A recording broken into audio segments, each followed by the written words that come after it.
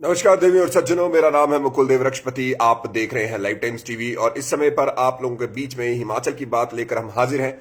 हिमाचल की बात, हमारा मॉर्निंग बुलेटिन, जिसमें हम आप लोगों को हिमाचल प्रदेश की जानकारी देते हैं, हिमाचल प्रदेश में क्या चल रहा है उसके बारे में जानकारी देते हैं।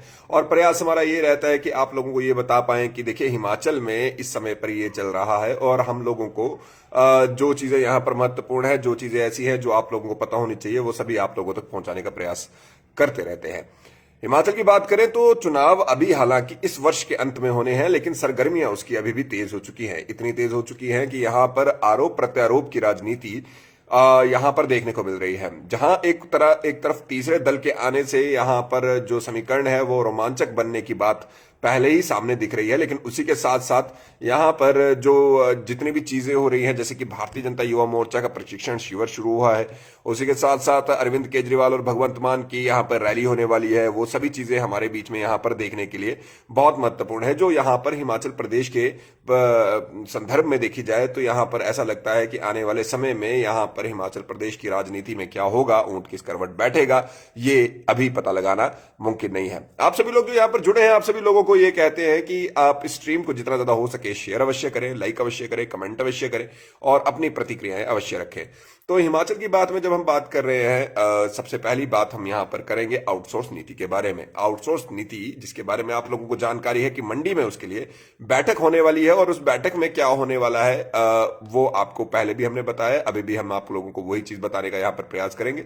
देखिए, उस बैठक में सबसे पहले तो जो जितने भी आउटसोर्स कर्मचारी और उनके जितने भी संगठन हैं उन सबको यहां पर इकट्ठा बुलाया गया है ताकि यहां पर बात हो सके कि भाई किस तरह की नीति उन्हें चाहिए। सरकार इस मूड में है कि जो जितने भी लोग हैं उन लोगों को जो हमारे बीच में उन लोगों के लिए हमारे बीच में इस तरह की नीति बने कि वो यहां पर एक बारी में बन जाए, ताकि दूसरी बारी का ऐसा जैसे कोई उसको लेकर यहां पर कोर्ट में न जाए या फिर किसी तरह का स्टे ना ले ले, ताकि सभी लोग जो है उन लोगों को यहां पर फायदा मिले। सबसे पहली चीज तो ये है हमारे बीच में कि जो सरकार यहां पर चाहती है, तो उसके लिए सभी जितने भी लोग हैं उन लोगों को यहां पर इकट्ठा किया जा रहा है और उन लोगों के लिए नीतियां जो बनाई जा रही हैं, डॉक्यूमेंट्स जो वेरीफाई किए जा रहे हैं, इंस्टीट्यूट्स के बारे में जो पता किया जा रहा है वो यहां पर किया जा रहा है। तो सबसे पहला तो यही प्रयास है सरकार का कि किसी भी प्रकार का अड़ंगा एक बार ना लगे। एक दफा जब यहां पर नीति शुरू हो जाए, नीति लग जाए, नीति बना दी जाए क्षमा चाहेंगे, तो कोई भी व्यक्ति ऐसा ना हो जो उस नीति को यहां पर किसी तरह से चैलेंज कर सके। तो उसके लिए सरकार यहां पर समय ले रही है। अलबत्ता इसी बारे में जब यहां पर जल शक्ति मंत्री जो इस नीति के जो सब कमेटी के चेयरमैन भी हैं, वो उनसे बात की गई तो उन्होंने कहा कि सरकार ने पहले भी यहां पर और जितने भी हमारे इंस्टीट्यूट्स हैं, जितने भी ऐसी इस तरह की डिमांड वाले लोग थे, उनकी बात यहां पर सरकार ने सुनी है और यहां पर ये जो नीति है जो आउटसोर्स वालों की है वो भी सरकार बनाकर देगी और उनको हताश होने की आवश्यकता नहीं है। उन लोगों को यहां पर डरने की आवश्यकता नहीं है, सोचने की आवश्यकता नहीं है, क्योंकि सरकार पूर्णतः उनके साथ है और उनके लिए यहां पर नीति का गठन सरकार अवश्य करेगी। एक तरह से ये आश्वासन लगातार यहां पर मिला भी है और उस जो आश्वासन है वो लगातार पहले भी मिला है, अभी भी उस आश्वासन को दिया जा रहा है और उम्मीद यही की जा रही है कि जो आउटसोर्स की नीति है वो जल्द से जल्द यहां पर सरकार द्वारा रोल आउट की जाएगी, क्योंकि जैसे कि मैंने कहा कि चुनावों की सरगर्मियां तेज हैं और जो यहां पर जो चुनाव की सरगर्मियां तेज है उसको लेकर यहां पर वोटर्स को रिझाने का काम अभी से चालू हो रहा है। हालांकि सरकार ने ये चुनावों से पहले ही ये कह दिया है कि जैसे कि आम तौर पे देखा जाता है कि चुनावों के दौरान इस तरह के वादे किए जाते हैं कि भाई जब चुनाव आएंगे तब आप लोगों की इस बात को पूरा करेंगे या फिर अपने मैनिफेस्टो में डाला जाता है, लेकिन सरकार ने यहां पर साफ किया है कि वो यहां पर जितनी जल्दी हो सकेगा इस नीति का गठन यहां पर करेगी और उसको यहां पर रोल करेगी। ये जल शक्ति मंत्री जो इस नीति के लिए चेयरमैन बनाए गए हैं, कमेटी के चेयरमैन बनाए गए हैं, सब कमेटी के चेयरमैन बनाए गए हैं, वो यहां पर इसके बारे में बात करते हुए उन्होंने ये चीज यहां पर सामने रखी। बहरहाल कितने समय लगता है इस चीज में वो तो चलिए समय के साथ ही पता चलेगा, लेकिन अभी के लिए जितने भी लोग हैं उन लोगों को, जो आउटसोर्स कर्मचारी हैं, उन लोगों के बीच में एक थोड़ी सी आस जगी है और उस आस जगने का केवल और केवल मात्र ये कारण नहीं है कि हमारे बीच में हम सिर्फ और सिर्फ यहीं की बात यहां पर करें। आपको ये चीज का भी यहां पर ध्यान रखने की आवश्यकता है और ये चीज भी समझने की आवश्यकता है कि ये जितने भी आउटसोर्स के कर्मचारी पंजाब में थे उनको रेगुलराइज करने की बात यहां पर, कच्चे मुलाजिम मैं कोई नहीं रखूंगा ऐसा बताया है। और ये ये जो है वहां पर ये खत्म, जो कच्चे मुलाजिम को खत्म करने के लिए यहां पर भगवंत मान जी ने कहा था। तो अब ये भगवंत मान जी से अब जब बात शुरू हुई है, हिमाचल प्रदेश में भी यहां पर कोई एक नीति बनाने की बात हो रही है, जो एक पक्की नीति यहां पर हो, जो सभी लोगों के लिए सही हो। लेकिन उसी के साथ साथ आप लोगों को ये भी बताना चाहेंगे कि जब हम यहां पर अरविंद केजरीवाल और भगवंत मान जी की बात करें, तो 6 तारीख को हमारे बीच में आम आदमी पार्टी का रोड शो है। ये आपके लिए नई खबर नहीं है। मंडी में ये रोड शो होगा और मंडी में इस रोड शो के बारे में बड़े मायने रहते हैं, क्योंकि जितने भी बागी हुए या फिर नाराज चल रहे कांग्रेस या भारतीय जनता पार्टी के लोग हैं, उनसे लगातार आम आदमी पार्टी यहां पर संपर्क में है। और आम आदमी, आप लोगों के सबके कमेंट्स हम थोड़ी देर में लेंगे, जैसे ही मैं सभी खबरें आप लोगों को पहुंचा पाऊं।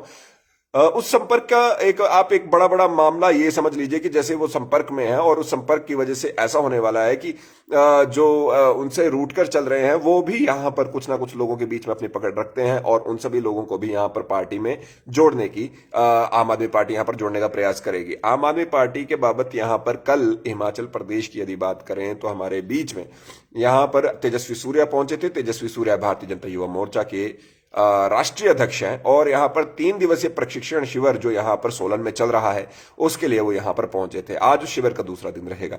उस शिविर के दौरान जब उनसे अरविंद केजरीवाल जी के बारे में सवाल पूछा गया, तो उन्होंने बताया कि अरविंद केजरीवाल के बारे में उन्होंने इस तरह से कहा कि देखिए, आप खुद बताइए कि वो अरविंद केजरीवाल जी को बताना चाहिए कि वो यहां पर जिस तरह से जो कश्मीरी पंडित हैं उनकी संवेदना के साथ वो खड़े नहीं दिखते हैं, और क्या वो नरसंहार करने वालों के साथ खड़े हैं या फिर जिनका नरसंहार हुआ है उनके साथ खड़े हैं। और अगर जो दोनों तरह से उन्होंने ये अवश्य कहा कि वो देश के लिए एक सही लीडर नहीं है। बहरहाल ये एक अलग चीज रहेगी कि क्या है क्या नहीं है, क्योंकि लोगों को यहां पर अभी तक तो ये आम आदमी पार्टी जो है वो भा रही है। आम आदमी पार्टी जो है वो अच्छी एक अपनी एक सेंध यहां पर बना रही है। बहरहाल अब एक खबर ऐसी जो आप लोगों को बहुत अजीब और असमंजस भरी लगेगी। आपको बता दें कि पुन्नू ने एक बार फिर से हिमाचल प्रदेश, यहाँ पर पुन्नू ने एक बार फिर से धमकी दी है। धमकी ये है कि 29 तारीख को हिमाचल प्रदेश में शिमला में पहुंचकर वो यहाँ पर खालिस्तान और पिंडरावाल के झंडे लगाएंगे। और उनकी इस चेतावनी के बाद प्रदेश पुलिस जो अलर्ट पर है, बॉर्डर पर चौकसी बढ़ाने का फैसला लिया गया है। सीएम की सुरक्षा कड़ी करने के निर्देश दिए गए हैं। पुलिस निदेशालय में चेतावनी पत्र को लेकर बैठक भी हुई और खुफिया तंत्र भी यहां पर सक्रिय कर दिया गया है। सीएम आज पंजाब से सटे नालागढ़ में होंगे, वहां पर कड़े सुरक्षा के बंदोबस्त रहेंगे। इस तरह की जो चीजें रहती है, आप क्या मानते हैं? ये वही व्यक्ति है जिसने ये कहा था कि हम यहां पर उन्हें तिरंगा नहीं लहराने देंगे। पुन्नू पहले भी सिख फॉर जस्टिस नाम की एक संस्था चलाते हैं। इस तरह के लोग ही हैं जो पूरी की पूरी कौम को यहां पर बदनाम कर देते हैं। आपको बता दें कि उस चेतावनी पत्र में शुक्रवार को मुख्यमंत्री को जारी चेतावनी पत्र का संज्ञान लेते हुए प्रदेश सरकार ने यह किया है। उन्होंने जो पुन्नू है, हालांकि मैं कभी किसी के साथ थोड़ा इस तरह से बात नहीं करता हूं जहां पे मुझे उनका नाम लेकर जी ना लगाना पड़े, लेकिन इस तरह के लोग जो है वो देश के लिए क्या कहें, मतलब वो समाज के लिए खतरा है। पिंडरावाले की फोटो और खालिस्तान के झंडे से लगी गाड़ियां रोकने के बाद सिख फॉर जस्टिस संस्था के अध्यक्ष गुरवंत सिंह पुन्नू ने मुख्यमंत्री जयराम ठाकुर को चेतावनी पत्र जारी किया है, और उसमें 29 अप्रैल को राजधानी शिमला में भिंडरावाला और खालिस्तान के झंडे फहराने की धमकी दी है। यह भी कहा है उसमें, जो एक वीडियो भी जारी की है कि $50,000 खर्च करांगे और अपने यूथ नो उथे लेकर जावांगे। अब ये बात एक तरह से हास्यप्रद है कि जिस तरह से हमारे यहाँ पर शांति रहती है और कुछ एक दो लोगों की मिस इंटरप्रिटेशन की वजह से अगर कुछ एक बड़ी मामला बन जाए। हुआ क्या था कि जो लोगों की सुरक्षा को देखते हुए यहाँ पर पुलिस द्वारा जो उनकी गाड़ियां हैं उन पर जो झंडे थे उसका यहाँ पर जो वो झंडे उतरवाए गए थे, निशान साहिब को बड़े इज्जत सम्मान के साथ वापस किया गया था। लेकिन फिर पिंडरावाला के झंडे का वहां पर जो इशू बन गया, और वो इशू अभी तक यहां पर बढ़ता ही जा रहा है। बहरहाल ये तो रही अभी जो हमारे बीच में ये बातें हैं। 29 की धमकी दी है सरकार यहाँ पर, और पुलिस यहाँ पर हाई अलर्ट पर है। उसी के साथ साथ आप लोगों को बता दें कि अब आप अपने जो स्मार्टफोन है उसमें ही कोर्ट की स्थिति के बारे में देख सकते हैं। मुख्य न्यायाधीश मोहम्मद रफीक ने लॉन्च की एंड्रॉइड आधारित मोबाइल एप्लीकेशन, जिसमें हाई कोर्ट के मामले जो आपके चले हुए हैं उनको आप एक मोबाइल एप्लीकेशन में देख सकते हैं। उसमें स्थिति जान सकते हैं, अपने मामलों की फैसलों की स्थिति जान सकते हैं कि कहां पर वो मामला पहुंचा है, किस तरह से पहुंचा है, और उस सब चीजों को आप वहां पर देख पाएंगे। ये अपनी तरह का पहला ऐप है हिमाचल प्रदेश में। हिमाचल प्रदेश ये कंप्यूटर शाखा जो हमारे बीच में है रजिस्ट्री की, वो उसके सहयोग से ये एंड्रॉइड एप्लीकेशन जो है वो शुरू की गई है और इसमें एडवोकेट निदेशिका मामले में की स्थिति, निर्णय और आदेश जैसी उन्नत सुविधाएं उपलब्ध है इसमें। तो उम्मीद है कि लोगों को अब जब अपने कोर्ट केस के बारे में देखना होगा तो उस पर ये सारी चीजें हमें देखने को मिल सकती है कि बढ़िया जो जितना भी हमारी चीजें हैं वो यहां पर कैसी चल रही हैं। चलिए, मेरे ख्याल से मैंने सारी अपनी वाली खबरें तो पूरी कर ली हैं। अब आप, हाँ, एक पंजाब में एक और चीज हुई है, उसके बाद आपके प्रश्नों पर आते हैं। पंजाब प्रदेश अभी इस समय पर पूरी तरह से हिमाचल प्रदेश को एक तरह से प्रेशराइज अच्छे से कर रही है। जो वहां की सरकार है, प्रेशराइज कैसे कर रही है? पहले तो मैंने जैसे आपको बताया कि वहां पे आउटसोर्स कर्मचारियों को लिए उन्होंने कहा है कि किसी भी प्रकार के आउटसोर्स कर्मचारी, आप इस स्ट्रीम को जरूर लाइक कीजिए। आउटसोर्स कर्मचारी जितने भी हमारे बीच में हो उनको पक्का किया जाएगा, यानी कि कोई भी मुलाजिम मैं कच्चा नहीं छोड़ूंगा, भगवंत मान। बयान का मुख्यमंत्री जयराम ठाकुर जी के, तो मुख्यमंत्री जयराम ठाकुर जी का बयान हमारे बीच में ये कहता है कि जिन लोगों को यहाँ पर पेंशन चाहिए वो लोग चुनाव लड़े और पेंशन ले ले। और यहाँ पर दूसरी तरफ ये हैं जिन्होंने कहा कि जिनको पुरानी पेंशन मिलती थी उनको केवल एक पेंशन मिलेगी, अब वो किसकी मिलेगी वो आप देखिए। बहरहाल आपके प्रश्नों पे आते हैं। सर हमारा भी क्वेश्चन उठाओ। अरुण जी अब आपके क्वेश्चन ही उठा रहे हैं, प्लीज एक बार दोबारा से लिख दीजिए। R S Chauhan ji good morning. Good morning Dinesh Zinta जी।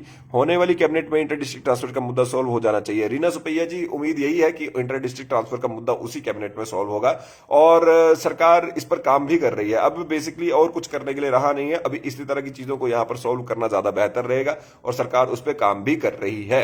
उम्मीद यही है कि इसी वाली कैबिनेट में ये हो जाएगा।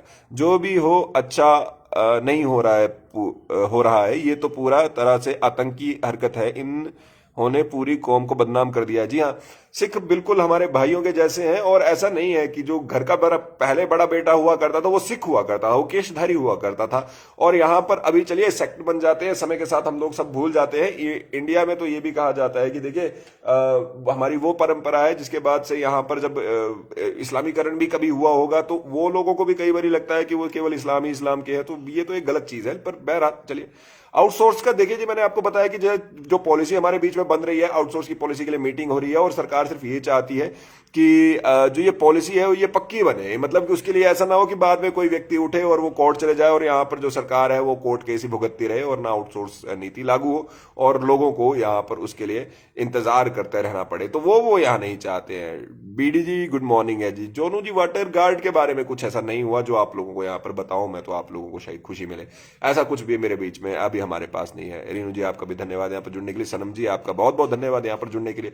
आप सभी लोग जो यहाँ पर जुड़े, आप सभी लोगों का बहुत बहुत धन्यवाद। सुबह का समय होता है, मैं समझ सकता हूं कि ज्यादातर लोग यहाँ पर जुड़ नहीं पाते, खबरें तो बहुत होती हैं लेकिन फिर उतनी ही बताने का प्रयास करता हूं जितने आप लोग सुन पाए। स्ट्रीम को जरूर शेयर कीजिएगा, ग्रुप्स में शेयर कीजिएगा और साथ ही साथ में लाइक का बटन लगातार दबाते रहे। मेरा नाम मुकुल देव रक्षपति, आप मुझे फेसबुक, इंस्टाग्राम, ट्विटर पे फॉलो कर सकते हैं द रक्षपति के नाम से। लाइव टाइम्स टीवी को फॉलो करके बेल आइकन दबाना ना भूलें। देखते रहे लाइव टाइम्स टीवी। जय हिंद।